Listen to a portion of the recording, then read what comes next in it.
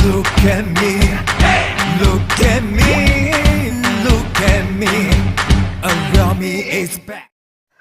Hello friends, welcome again. আজি আপোনালোকক এই ভিডিঅ'টোত এনেকুৱা এটা ফোনৰ বিষয়ে ক'ম যিটো ফোনে বৰ্তমান ফোনৰ মাৰ্কেটত এটা সেন্সেশনৰ সৃষ্টি কৰিছে। ইমান কম মূল্যত ইমান ভাল পাৰফৰমেন্স আৰু ফিচাৰ থকা ফোন বৰ্তমান মাৰ্কেটত এইটোৱেই আৰু সেয়েহে এইটো ফোনক ৰেডমি কিলাৰ বুলিও ক'ব পাৰি। তেনেহ'লে এইটো ফোননো কি 5999 টকাতে যে ইমান ফিচাৰ দিছে আৰু ইয়াত কি ফিচাৰ্স বা স্পেচিফিকেশ্যন আছে সেই আটাইবোৰ জানিবলৈ এই ভিডিঅ'টো শেষলৈ চাই থাকক। আমাৰ চেনেলটোৰ সৈতে জড়িত তথা ভিডিঅ'সমূহ পাই থাকিবৰ বাবে ৰঙা ছাবস্ক্ৰাইব বটনটোত ক্লিক কৰি আমাৰ চেনেলটো ছাবস্ক্ৰাইব কৰক। লগতে ভিডিঅ'সমূহৰ আপ টু ডেট পাই থাকিবলৈ এই কাষৰ বেল চিহ্নটোতো ক্লিক কৰক।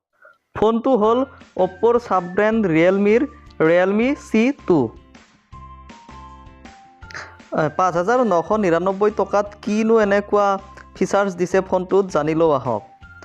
প্ৰথমে আপোনালোকে ফোনটোৰ ডিসপ্লেখন 6.1 ইঞ্চিৰ পাব, লগতে ফুল HD ডিসপ্লে হ'ব আৰু আপোনালোকে ভালদৰে ডিসপ্লেত ভিউ কৰিব পাৰিব।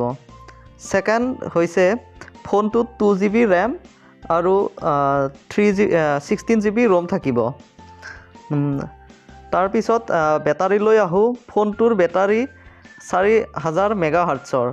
গতিকে আপোনালোকে দিনটো ভিডিঅ' যদি চাই বা গেমো প্লে কৰে তেনেহ'লে সহজতে ফোনটো ডাউন নহ'ব, বেটাৰী ডাউন নহ'ব।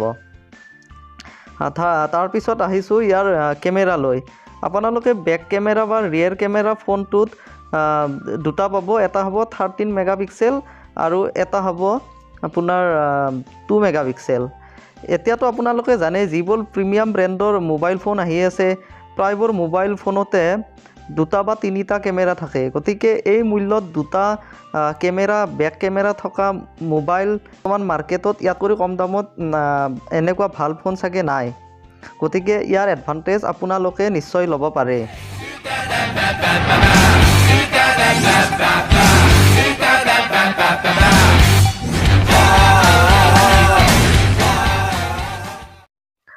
তদুপৰি ফোনটোৰ ফ্ৰণ্ট কেমেৰা বা সেলফি কেমেৰা আপোনালোকে 5 মেগাপিক্সেলৰ পাব। তাৰোপৰি ফোনটোত আপোনালোকে দুখন সিম ইউজ কৰিব পাৰিব। ফাৰ্ষ্ট সিমত আপোনালোকে 4G লগতে 4G ভল্টিও পাব। সেকেণ্ডখন সিমত আপোনালোকে 4G পাব, লগতে এখন হাইব্ৰিড যিহেতু স্লট হ'ব, গতিকে আপোনালোকে ইয়াত এখন HD মেমৰি কাৰ্ডো আপোনালোকে ইয়াত ইউজ কৰিব পাৰিব।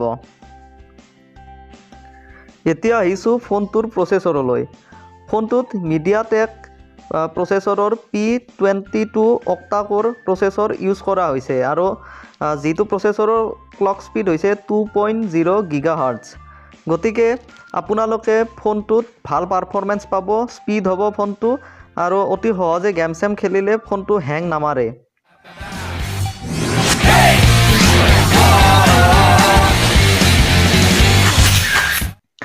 গতিকে ইমান কম মূল্যত মাত্ৰ 5999 টকাত নোটছ ডিসপ্লে থকা HD+ ডিসপ্লেৰ লগতে 4000 মেগাহাৰ্টছৰ বেটাৰী থকা দুখন 4G সিম ইউজ কৰিব পৰা, তাৰোপৰি ৰিয়েৰ কেমেৰা দুটা থকা মোবাইল বৰ্তমান ইমান কম মূল্যত ৰেডমি ব্ৰেণ্ডেও দিব পৰা নাই। গতিকে নিশ্চয় এইটো ফোনক ৰেডমি কিলাৰ বুলিব পাৰি।